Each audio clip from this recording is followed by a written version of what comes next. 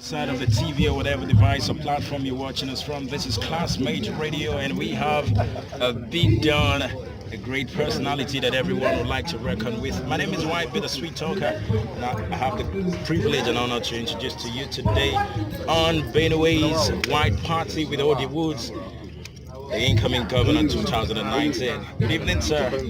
Good evening. It's an honor to have you here tonight. You're out of your busy schedule. You made out time. You've been here for like not less than 4 hours already. Why would you do that? Well, first and foremost, let's be clear that as far as I'm concerned, the future of this state is in the hands of the youth of our state, and the future is yours. I believe that our youths need to be encouraged, they need to be inspired, so that they can actually claim their destiny. When you come to a function such as that is directed at youth empowerment, so what you signal by coming here is that we intend to run an administration where the youth will take center stage. I believe that if we promote youth welfare, promote youth awareness, create the environment for jobs for our youth, then the future of this state is guaranteed, it is secured. Now, the All-White Party as a concept developed a couple of years ago with the intent to focus on youth matters and how to encourage youth to appreciate themselves, to be masters of their own destiny.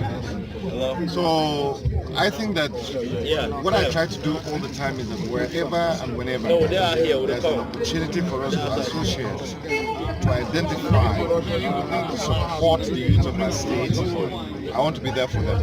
I want to be present. I want to be a steady hand. I want to extend a hand of partnership to the youth of this state so they can understand and to appreciate that they have a man who has the interest of the youth of this state at heart. So my coming here is precisely to continue what I've done almost all of my life, which is to do all and anything that is actually supportive for the growth of our youth, most particularly the youth of Benue State. The last thing I'm going to ask you tonight is, you're vying for the position of governor for Benue State.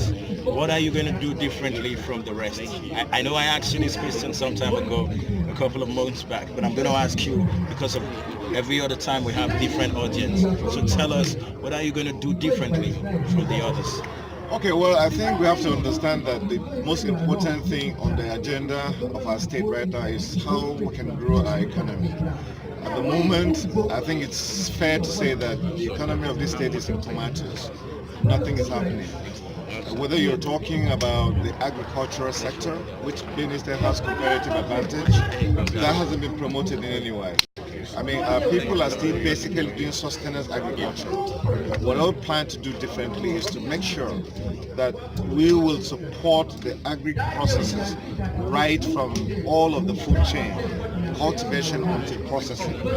At the moment, we're not doing processing in our state, and I think until and unless we begin to process, agriculture will remain at the basic elementary levels that it is until now. So that's one thing that I believe we should do differently. Another thing I believe we should do, differently, is in furtherance actually of the growth of the Benue economy. There can't be economic development, unless there is peace and unless there is security. So one of the things we intend to do differently is to usher in an era of peace and prosperity. And therefore, it means that we have to guarantee the property and lives of our people. The security of our people is prominent. Right now, the present situation that we have at times is that there is politicization of our security architecture. You have a situation where there is a law in place that the present administration appears to be holding on to, which is the anti-open grazing law. We all know that it's one thing to put a law in place, it's another to implement it. This current administration simply doesn't know how to implement the law. What it's done with it is to politicize it. We will argue the economic advantages of that law and will connect with the center. Because you have to remember that in Nigeria we run a system of government that in theory is federal, but in practice is actually unitary. Therefore, I recognize that the center of this country is very, very strong. Any governor that decides to go on grandstanding, fighting with the center, is not likely to deliver. That's what has happened here. So I intend to plug into the connection that I have with the center, to make sure that we're better able to convince the center to understand that the legislation that has been put in place by our people is important to guarantee our security. But because the center is strong, the federal government controls, the armed forces, controls the police as well. Now, if you pass a law, the sort of legislation that we're talking about here, that law is meant to guarantee security. But the law by itself cannot guarantee security. All right? You are talking about people who are going around and destroying farm states. And, our opponents are holding AK-47s. You don't have AK-47, so how are you going to fight that kind of battle? I mean, it's the battle that is dead on arrival. So I think that you've got to be clever about this. You have to think out of the box, and you have to appreciate that you need to have federal backing in order for that law, to have proper implementation and support. So that's one area that I believe we'll have to do differently. So there's quite a number of areas in the economy, most especially agriculture and security, and don't forget, most importantly, we're talking today about youth empowerment and jobs. My take is people make the mistake of thinking that it's the responsibility of government to create jobs. No, certainly not good paying jobs. It is the private sector.